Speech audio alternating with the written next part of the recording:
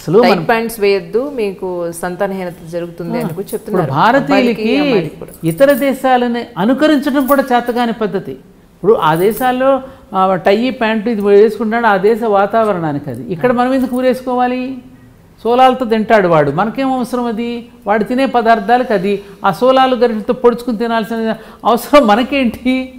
చక్కగా అరచేయిలో అమృతం ఉంది మనకి. మన జీవన విధానం, మన ఆహార పదార్థాలు వేరు. వాడిని ఎందుకు అనుకరించాలి? ప్రతిదాన్ని ఎక్కడ అనుకరించటం లేదు మీరు? వాళ్ళ సమయపాలన అనుకరిస్తున్నారా? వాళ్ళ పంక్చువాలిటీని అనుకరిస్తున్నారా? సామాజిక స్పృహను అవేవి లేవు. మళ్ళీ ఆ పనికొచ్చేది ఒక్కటే అనుకరించరు, ఇది మాత్రం అనుకరిస్తారు. ఇది ఎక్కడ చోద్యం? అసలు వాళ్ళు ఎంత కమిట్మెంట్తో పనిచేస్తారండి వాళ్ళు. అదెందుకు తీసుకో మనం ఈ పనికిరాను? కాబట్టమ్మా సంప్రదాయంలో అందం ఉంది, అభ్యుదయంలో ఆలోచన ఉంది. ఈ రెండింటిని మేళవించుకుంటే జీవన సారస్వం ఉంటుంది. అటువైపుగా కనుక మన అడుగులు అది కనుక మనం తెలుసుకోగలిగితే అందరూ ఆధునికత పూర్తిగా తప్పని నేను అనడం లేదు. అతను మన పెద్దలు అందించిన అన్నీ కరెక్ట్ అని నేను అనడం లేదు. అక్కడ తప్పులు జరిగాయి, ఇప్పుడు కొన్ని మంచి. ఈ రెండింటిని మేళవించుకోవటం అనేది కనుక, అందులో విజ్ఞత కనుక మనం ప్రదర్శించగలిగితే అంతా బాగుంటుంది కదా. రెండింటినీ తీసుకుందాం. దాంతో ఇది తప్పని నేను అనడం లేదు, మొత్తం అంతా గొప్పది అది అని నేను అనడం లేదు. అప్పుడు కొన్ని మూఢాచారాలు పెరటి చాలా తప్పులు జరిగాయి, వాటిని సవరించుకోవాల్సినటువంటి ఆవశ్యకత కూడా మనకున్నది. చాలా చాలా మూఢమైనటువంటివి శాస్త్రంలో లేనివటువంటి వాడిని మనుషులు కల్పించుకుని చేసినవి కూడా ఉన్నాయి. భర్త చనిపోతే స్త్రీ పనికి అసలు ఎక్కడా లేదు. స్త్రీలో అమంగళకరమైనది ఏదీ లేదు, ఆమె ఎప్పుడూ సుమంగళే. ఇది బాగా తెలిసి రావాలి. ఇంట్లోకి ఏదైనా శుభకార్యం జరుపుకుంటున్నప్పుడు గుమ్మానికి బొట్టు పెట్టేసి పోతుంటారు కొంతమంది. అటువంటి మాతృమూర్తులు ఎవరైనా ఉంటే చక్కగా గుమ్మం పాటి చేయదా ఆవిడ? నిన్నటి వరకు పనికొచ్చిన ఆ తల్లి చెయ్యి వాళ్ళ నుంచి భర్త లేనప్పుడు పనికిరాదని ఎవరు చెప్పారు? గంగా భగీరథి సమానురాలైనని మనం ఆవిడని సంబోధించే వాళ్ళ ఉత్తరాలు రాసేటప్పుడు ఆవిడ ఎంత గొప్పది, గంగా అంత పవిత్రురాలని చెప్పింది శాస్త్రం. ఆవిడని అపవిత్రురాలని నువ్వు ఎలా అంటావు అసలు? కానీ ఈ రోజుకినండి భర్త చనిపోయిన స్త్రీలు పొద్దున్నే మొహం చూడడానికి కూడా చాలా తప్పండి అది. ఎందుకంటే అప్పుడు ఎందుకు వచ్చింది అసలు? అన్నీ వక్రీకరించారు మా రాను రాను సంప్రదాయాన్ని. ఆవిడ పాపం విషణ్ణ వదన, ఆ రోజుల్లో ఏళ్ల తరబడి ఏడ్చేవారు. ఆ వైరా అది భరించలేకపోయేవారు.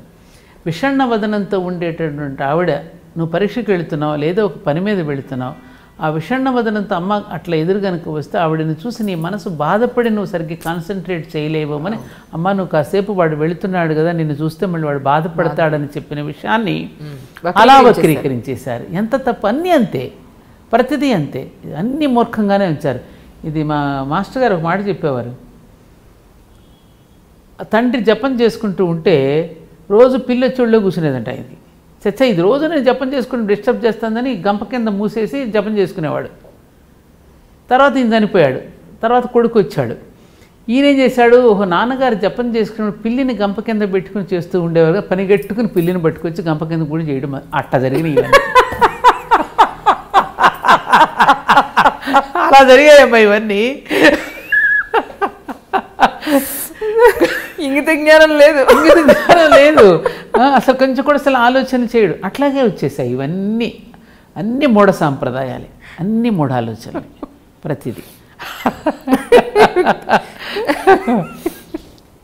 అట్లా కొన్ని అవన్నీ కరెక్ట్ అని కూడా మనం చెప్పట్లేదు. అవునండి, పూర్తిగా ఆచరించినండి. పాపం అసలు చెరువు దగ్గర తీసుకెళ్ళి వాళ్ళకి గాజులు పగలగొట్టి నానా హింసలు పెట్టి వాళ్ళని ఎంత బాధ పెట్టారండి. అది మానవత్వమా? సువాసిన్యర్చన ప్రీత ఏ నమః అని అమ్మవారి నామంలో ఉందంటే మంచి మనసు కలిగినటువంటి వాళ్ళని దేవతగా ఆరాధించమని చెప్పారు అక్కడ. అక్కడంటే అట్లా అని కాదు అర్థం, అర్థాలన్నీ మార్చేశారమ్మా. పాపనాశిన్యై నమః అంటే పాపాలు చేస్తే నాశనం చేస్తుందని కాదు, నేను అసలు పాపాలే చెయ్యనీయకుండా చేస్తుందని చెప్పింది అక్కడ. ఎన్ని అర్థాలు మార్చేశారు. అన్నింటినీ పెడర్థాలు తీసేసి రకరకాలుగా చెప్పేసి జాతిని అసలు భ్రష్టు పట్టించేశారు కదా.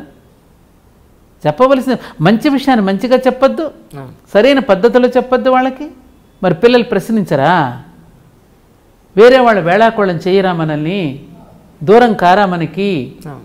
ఇది ఇక్కడ మనం మేలుకోవలసిన ఆవశ్యకత చాలా ఉన్నది.